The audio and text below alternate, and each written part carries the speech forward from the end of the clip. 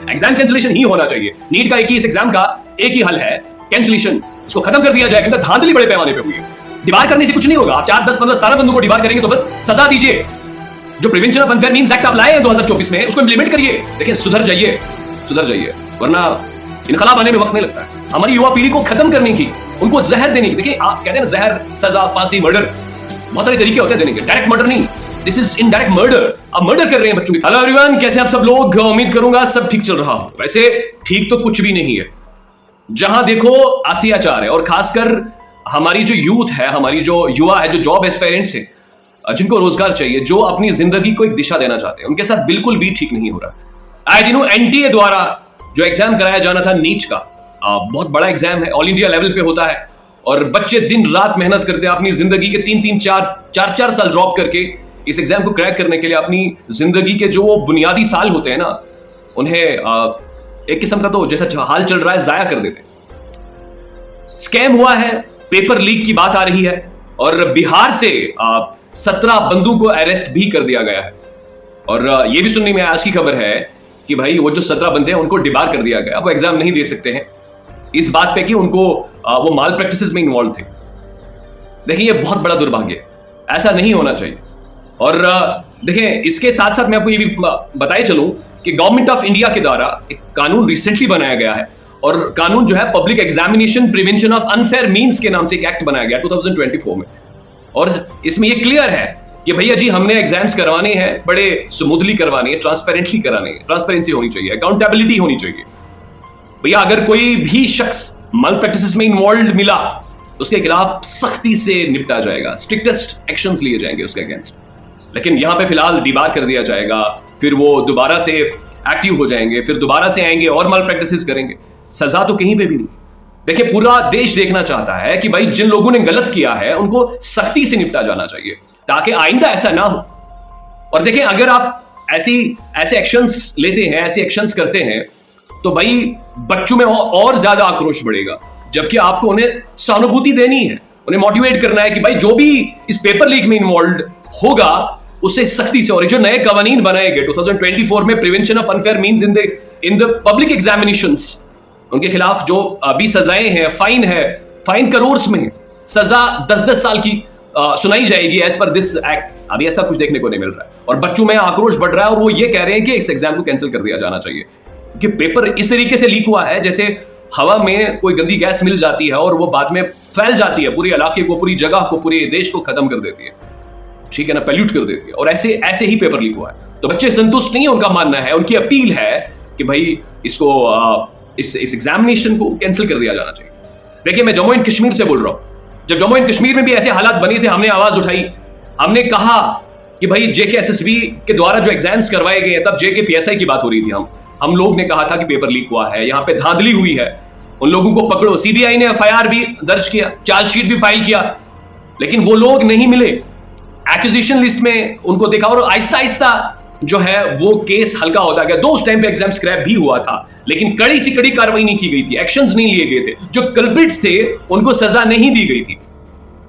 और यहां तक कि मैं आपको बताया चलो, सोर्सेज से पता चला है कि वो जो एक्यूज लिस्ट है आज भी गवर्नमेंट सर्विसेज में अभी वो बिजी एंगेज्ड। कुछ तो JKPSI भी बन गई, ये भी सुनने को मिल रहा है सोर्सेज के माध्यम से। और मैं आपको बताया चलूं कि एक और बीच वाली खबर है, मैं ED से बात करूंगा, जो हमारा ED है इंडिया का।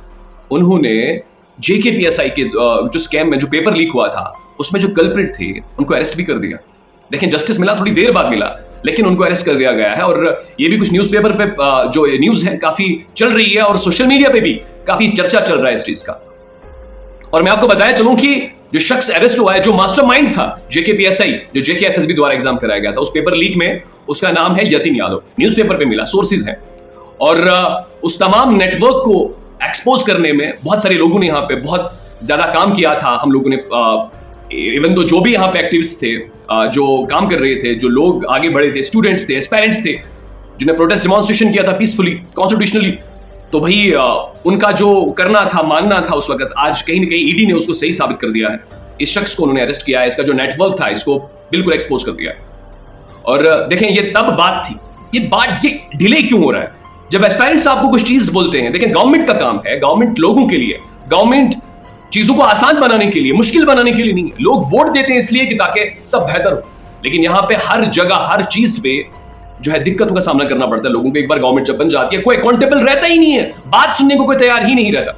एक बहुत बड़ा दुर्भाग्य है यहां पे, और आज उसका खामियाजा हमारे बच्चों को उठाना पड़ रहा है। नीट का ये जो बहुत बड़ा स्कैम हुआ है, जिसमें 17 बंदों को बिहार से गिरफ्तार कर दिया गया, और ये पेपर वहां से पूरे देश में फैला हुआ है। और देखिए, ऐसा नहीं होना चाहिए। फिलहाल इसी नीट रो के चलते हुए मिनिस्टर ऑफ एजुकेशन ने ये भी अनाउंस कर दिया है कि अब यूजीसी द्वारा जो एग्जाम, यूजीसी का जो एग्जाम होता है नेट का, देखिए नेट का, नेशनल एलिजिबिलिटी टेस्ट का, वो भी पोस्टपोन कर दिया गया है। और कहा गया है कि इंटेग्रिटी को कॉम्प्रोमाइज किया गया है, जो हम एक्सेप्ट नहीं करेंगे। और इस मसले में भी उन्होंने सीबीआई को इन्वेस्टिगेशन का चार्ज दिया है कि आप इन्वेस्टिगेशन करके देखिए मुद्दा क्या है, मसला क्या है। अब इन्वेस्टिगेशन होगी, डिले होगा, बच्चों का टाइम वेस्ट होगा, जिंदगियां बर्बाद होंगी, साल जाया होंगे। भाई, इसका जिम्मेवार कौन है? सियासत आप करिए, कोई दिक्कत नहीं है, मसला नहीं है। देश को आगे लेके जाने की सियासत करिए आप, लेकिन देश को तोड़ने की, हमारी युवा पीढ़ी को खत्म करने की, उनको जहर देने की। देखिए, कहते हैं ना, जहर, सजा, फांसी, मर्डर, बहुत सारे तरीके होते हैं देने के। डायरेक्ट मर्डर नहीं, दिस इज इनडायरेक्ट मर्डर। अब मर्डर कर रहे हैं बच्चों के कैरियर को, उनकी जिंदगियों के साथ। अनएम्प्लॉयमेंट इतना ज्यादा है कि बच्चों को कुछ दिख नहीं रहा। टेंशन है, डिप्रेशन है, स्ट्रेस है। इसका जो रीजन है, इसका जो मेन कारण है, वो ये जो माल प्रैक्टिसेस हो रही है, जो स्कैम्स हो रही है, जो दरिंदगी हो रही है, ये इसको काबू करने का काम हमारी गवर्नमेंट को करना चाहिए। उनको आगे आना चाहिए, वॉलंटरीली आगे आना चाहिए। बच्चों को जरूरत नहीं पड़नी चाहिए कि आप वो प्रोटेस्ट करें, पुलिस से डंडे खाएं। देखिए, ये काम गवर्नमेंट का है, उनको इलेक्टेड गवर्नमेंट है हमारे देश के अंदर, और लोगों ने ट्रस्ट जताया है। अगर आप ट्रस्ट पे नहीं उतरते हैं तो ये जमहूरियत नहीं है, डेमोक्रेसी नहीं है। डेमोक्रेसी के नाम पे अथॉरिटेरियनिज्म चल रहा है, यहां पे कुछ लोगों की अथॉरिटी चल रही है। और देखिए, मुझे भी बहुत सारी कॉल्स आई, और मैंने भी इस चीज को नोटिस किया कि हमारे देश के अंदर क्या चल रहा है आज की डेट में। साउथ की मूवीज आती है ना, वो जो पॉलिटिशियंस वगैरह, ये वो, और बहुत सारी वेब सीरीज भी बनी हुई है।